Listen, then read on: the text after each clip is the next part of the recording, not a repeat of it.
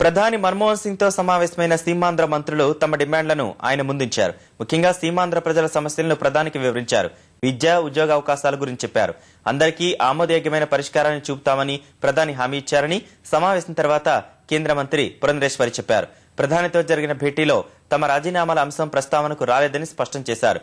ప్రధానమంత్రిని కలిసిన వారిలో కేంద్ర మంత్రులు పళ్లంరాజు, కావూరి సాంబశివరావు, చిరంజీవి, పురంధరేశ్వరి, కోట్ల సూర్యప్రకాష్ రెడ్డి, జేడీ శీలం ఉన్నారు.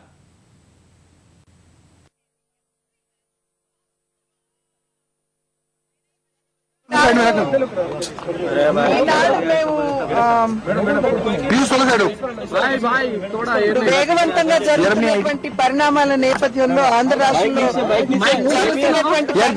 నేపథ్యంలో ప్రధానమంత్రి గారిని ఇవాళ కలవటం జరిగింది.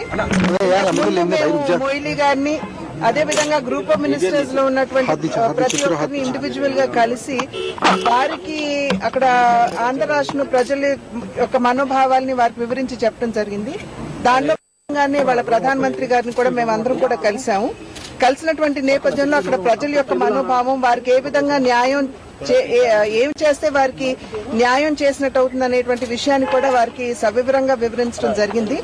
ప్రజలు ఏ రకంగా హైదరాబాద్ మీద ఆకాంక్షలు కావచ్చు, నీటి విషయాలు కావచ్చు, పిల్లల యొక్క భవిష్యత్తుకు సంబంధించినటువంటి ఉద్యోగ అవకాశాలు కావచ్చు, ఇవన్నీ కూడా వారి దృష్టికి ఈనాడు తీసుకురావడం తీసుకొచ్చినటువంటి నేపథ్యంలో ప్రధానమంత్రి గారు చాలా సావకాశంగా, సావధానంగా విషయాలన్నీ కూడా విన్నారు. విని ఇది వరకు నేను చెప్పినట్టుగానే ఏ విధంగా వారు ఇంతకు ముందు కూడా అన్ని ప్రాంతాల వారికి న్యాయం చేస్తామని చెప్తూ వచ్చారు. అదే విధంగా ఈనాడు కూడా వారు తిరిగి నొక్కి వక్కాణించారు. మేము అదే విధంగా న్యాయం చేస్తాము అని చెప్పి వారు చెప్పడం జరిగింది. ఖచ్చితంగా మాకు కూడా నమ్మకం, విశ్వాసం కలిగింది వారిని కలిసిన తర్వాత.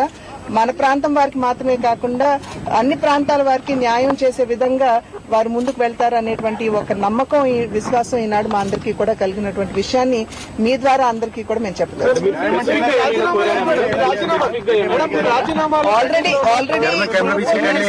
సంబంధించి 11 అంశాలు వారు ఆల్రెడీ ఇవ్వడం జరిగిందండి. 11 అంశాల మీద మీకు తెలుసు, మా తరఫున వారికి నివేదిక కూడా ఇవ్వడం జరిగింది.